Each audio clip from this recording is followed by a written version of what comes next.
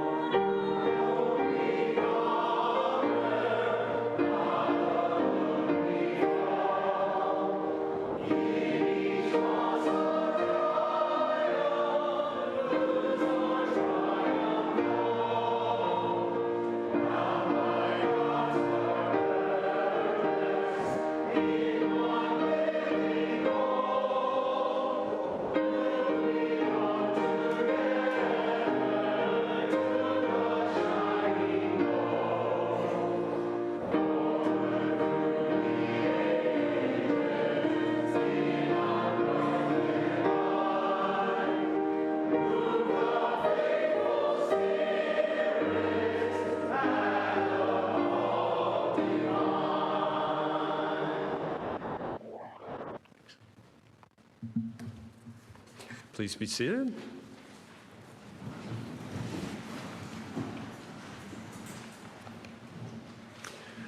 I would like to invite Kirsten Liu to light our chalice this morning as I share some words from Margaret Mead.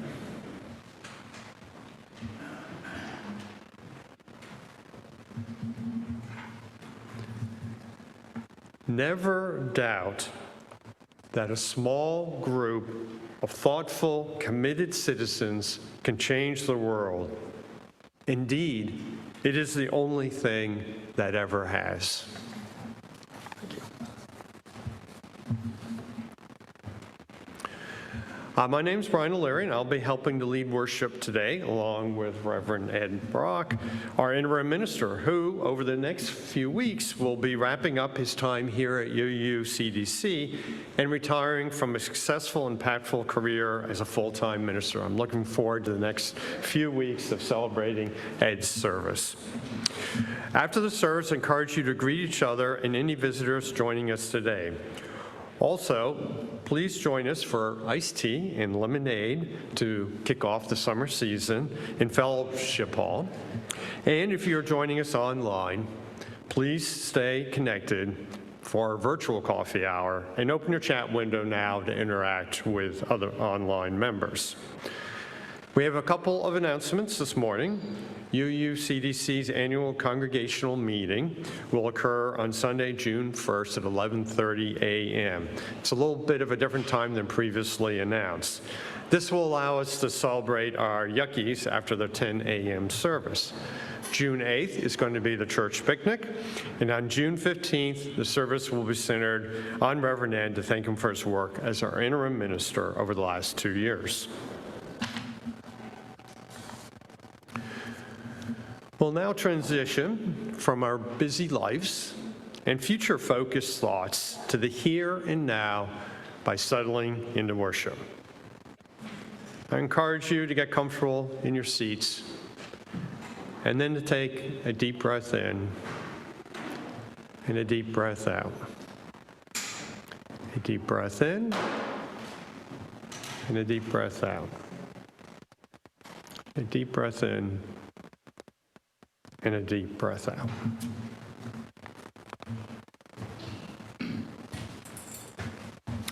Good morning. Good morning. I heard a rumor that you had a rather eventful few weeks here, and I congratulate you. I got to speak with Reverend Laura this week and to update her and communicate with her about a number of things this week, and it was reaffirmed in me how wonderful a choice this congregation has made as you step into the future with wonderful leadership so suited and fitted to the life of this congregation. This is the time in the service where we make space for the joys and sorrows that reverberate in our lives, in our hearts and our minds, not only for ourselves, but for our loved ones and perhaps for the communities of which we are a part. So I invite you now to come forward as you feel so moved, over to my right as we together affirm the ceremony of joys and sorrows. I invite you now to a moment of prayer and reflection. Prayer means different things to different people. For some, it is a communion with self and nature. For others, it is a communion with what is beyond self and beyond knowing. For others, it is something more personal and individual. But whatever form it takes in your mind, I invite you to this moment of prayer that will be guided by some words adapted from Michelle Collins. Could you join me now in the spirit of prayer? O Spirit of life within us, around us, and beyond us,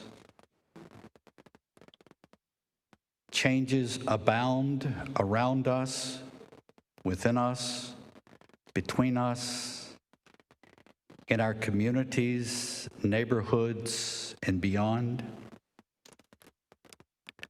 Amid these unbounded changes, may we find peace. May we each find the balance point we need as we move through our ever-changing world. The balance between the old and the new, between the known and the unknown, between the familiar and perhaps bold and risky possibilities that may be there waiting. May we be at peace within and without in this season of change and beyond. Amen. Could you now join with me in a moment of silence?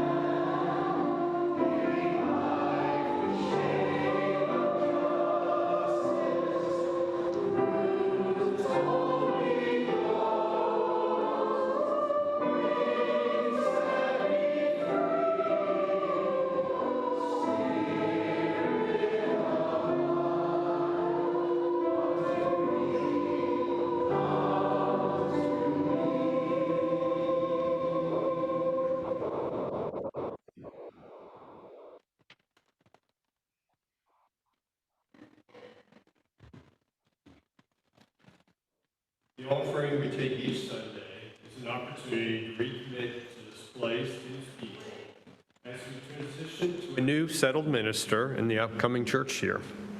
Through our contributions, we show that we believe it is important to worship together, to help our community, and to support each other in these erratic times of division and upheaval. The Share the Plate recipient in May is Peter's Place, a nonprofit organization that provides no-cost services for grieving children and families. I would now like to call the ushers forward as the offering will be gratefully received.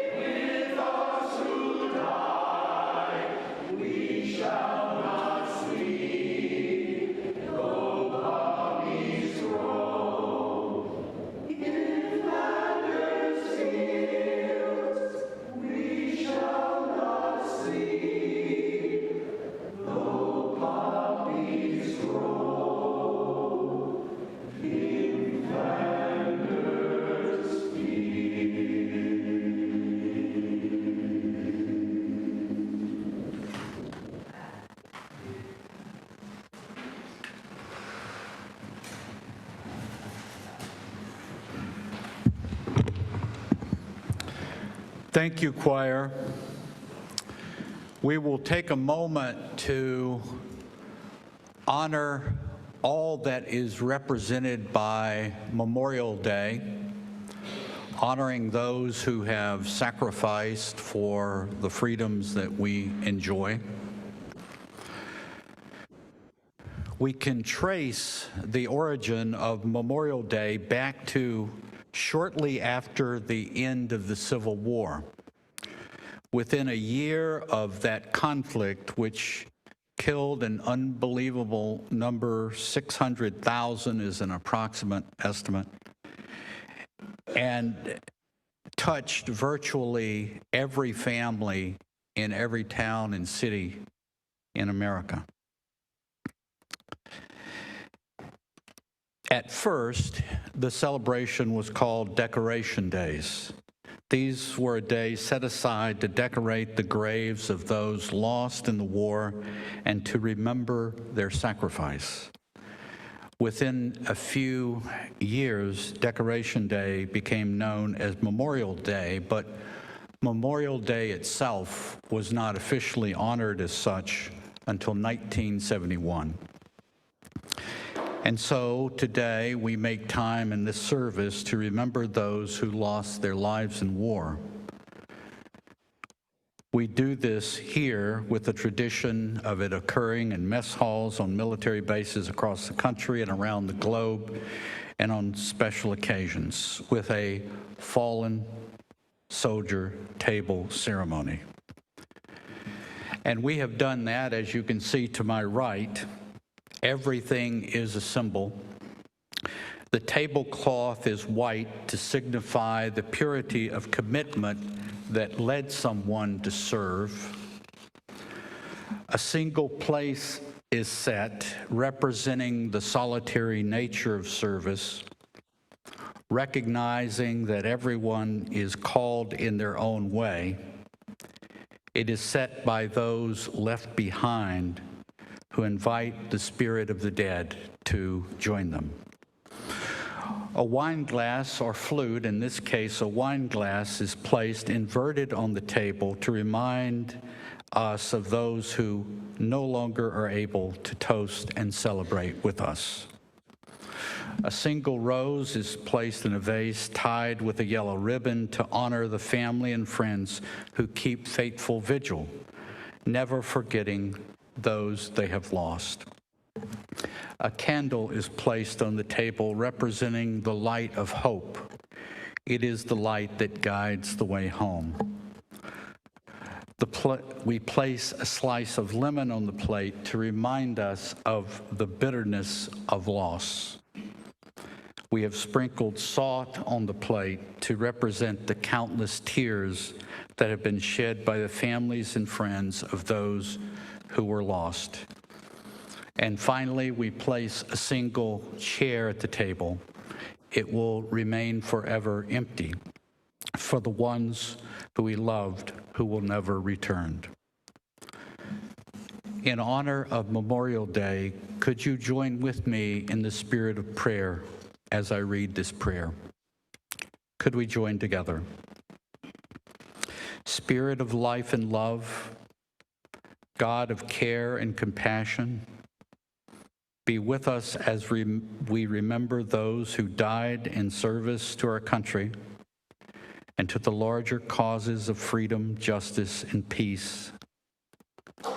May all who mourn be comforted by the memories of those they loved.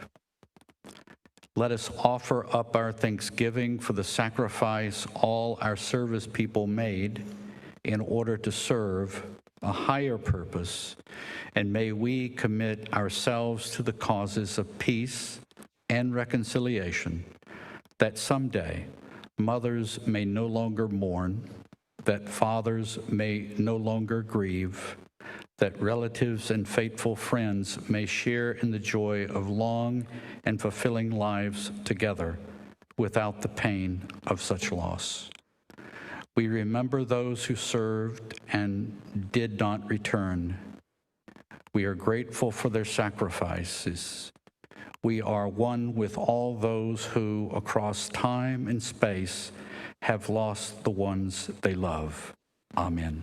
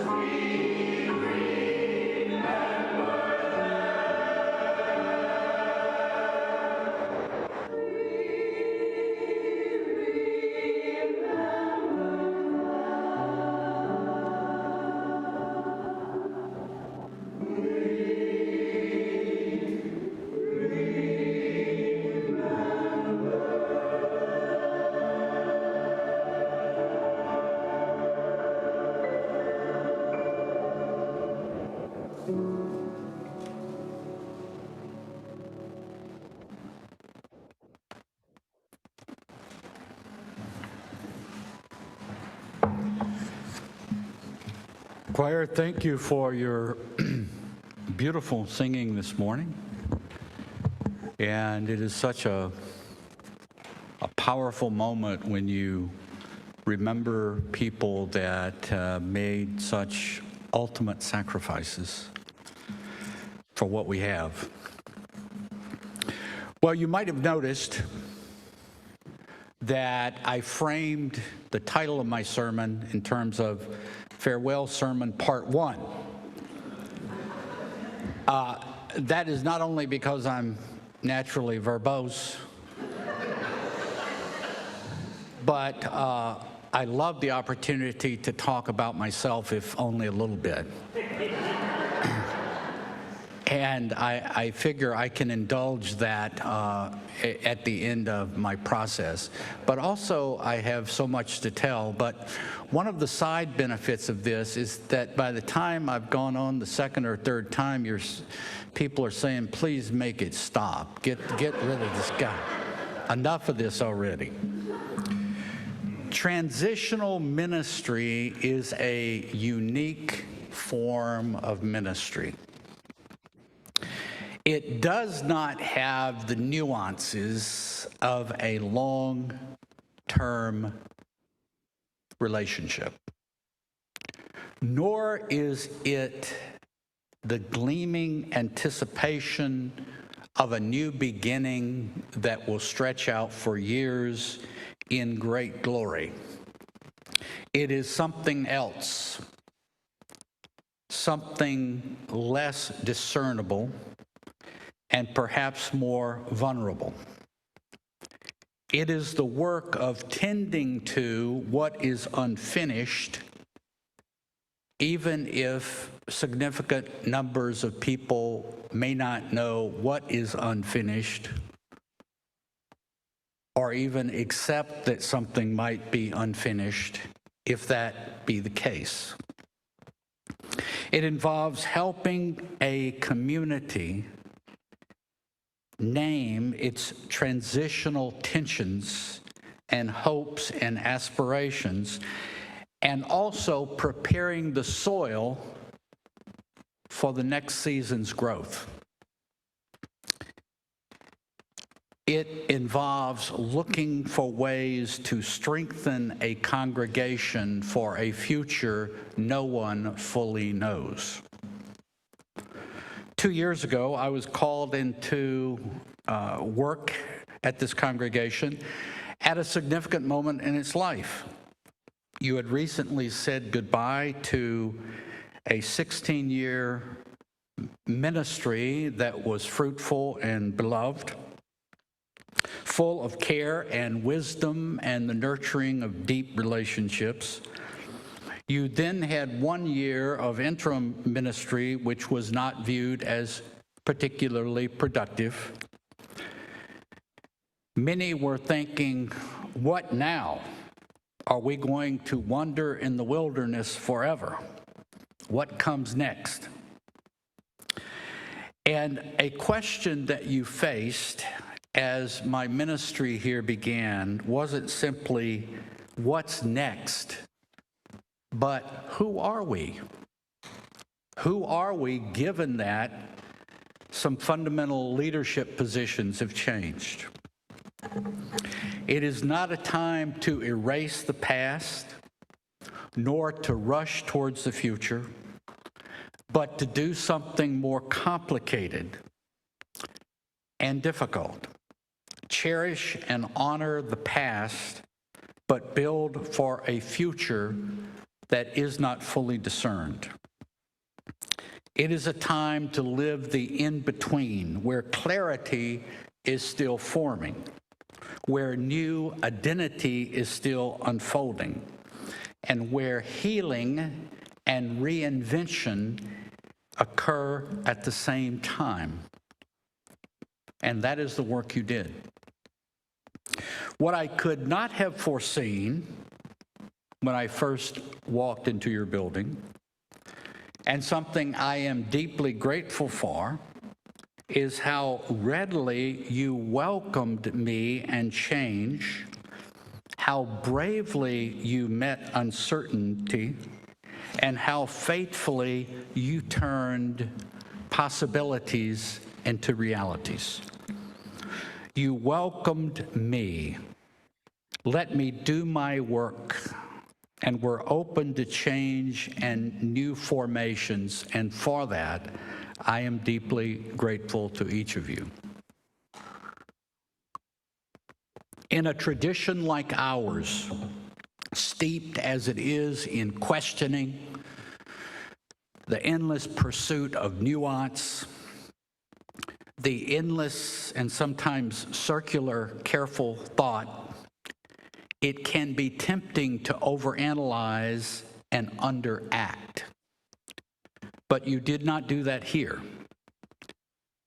You both chose vision and implementation, care and courage, and that choice mattered.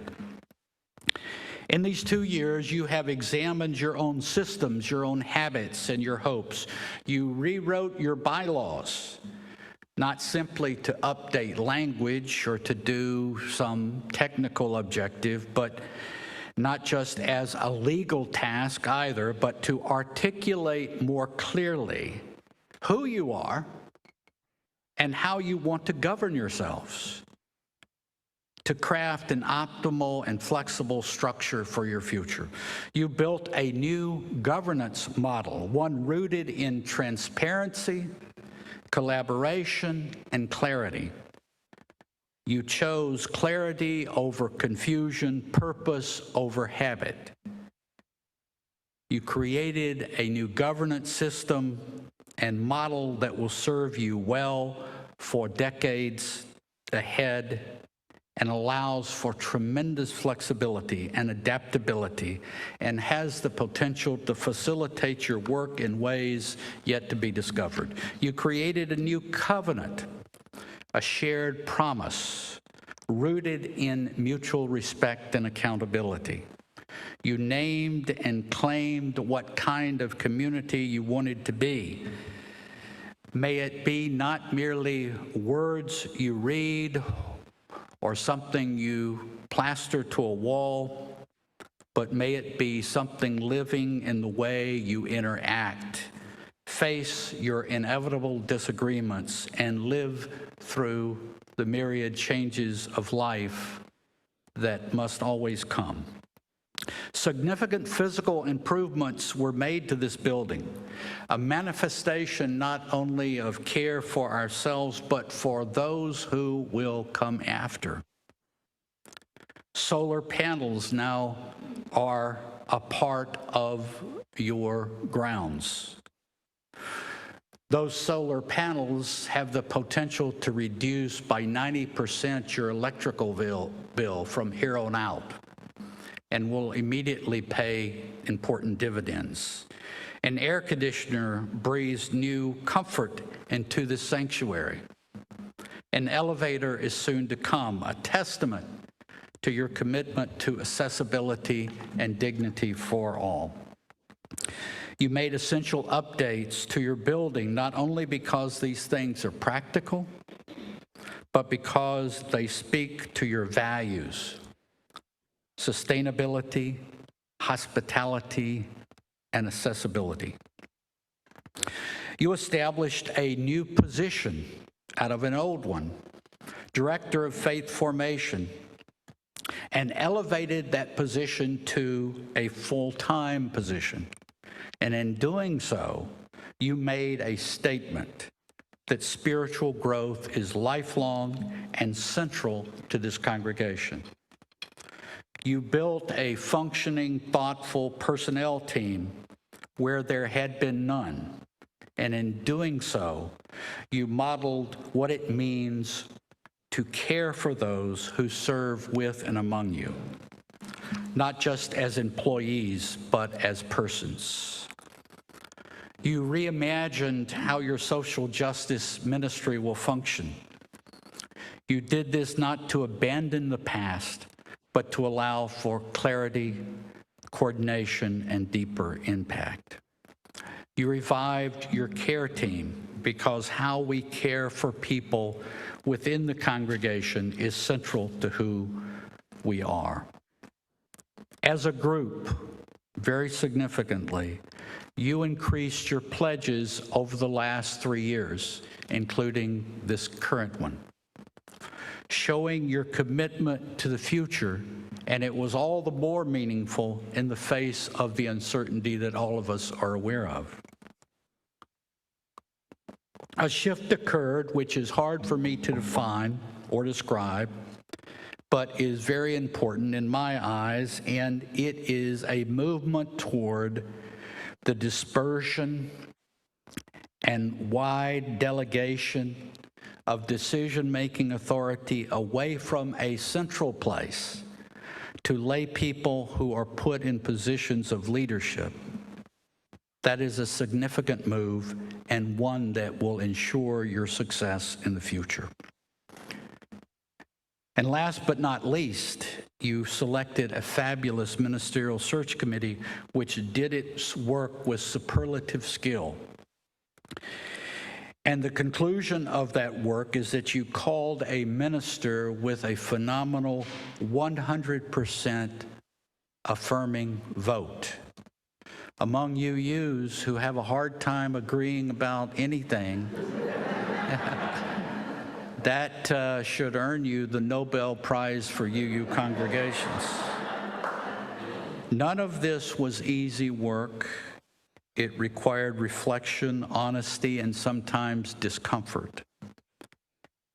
It involved letting go of what no longer served and reaching out towards what might serve better. And yet you did it, not all at once, but step by step. There is something profoundly spiritual about this in-between space we have been inhabiting. It is a liminal space, which the dictionary defines as relating to or being an intermediate state, phase, or condition, but it is also a threshold. In ancient rituals, thresholds were places of blessing and transformation. You don't pass through them unchanged. Throughout this time, you have remained grounded in your core values, the search for truth, the work of justice, the cultivation of compassion, and the belief that revelation is never sealed. You have questioned wisely, loved generously, and held each other through the unknown. And this is what Unitarian Universalism looks like at its best, not static, but alive and evolving. So this period of transition we are in is not just the end of a transitional ministry, but the celebration of a community that has grown more whole, more clear, and very excited about its future, and rightly so. Soon you will welcome a new minister, as you have already done to some extent, one who will bring their own gifts, their own vision, and their own voice. And that is something I would like for you to pause and think about. They will bring their own gifts, their own vision, and their own voice. They will not bring a replication of some version of the past, no matter how good and noble and wonderful that might have been. They are going to bring something new. And it is very important not just that you on the surface welcome the new person, but welcome the fullness of what they bring, which is something altogether new. And you being open to that is very important to the success of what unfolds. I hope you will welcome them not by returning to paradigms of the past, or not by judging new things through the lens of old things, but by embracing who you have become and who you are becoming and what you wish to be, and fully embracing the gifts, the unique gifts of the new minister and how she brings herself to that task. Thank you for the deep honor of being with you in this threshold space. May you go on not as who you were, but as who you are becoming. May you continue to love widely, lead with the audacity of hope, and trust the Spirit of life, by whatever name you call it, to hold you in what comes next. Let us stand, please, for our closing hymn.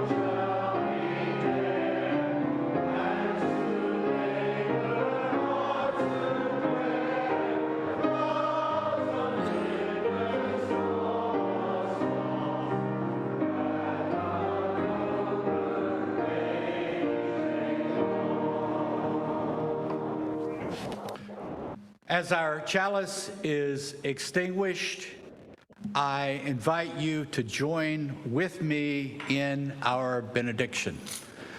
For those who come here seeking God, may God go with you. For those who come here embracing life, may life return your affection. And for those who come seek a path, may a way be found and the courage to take it step by step. Blessed be.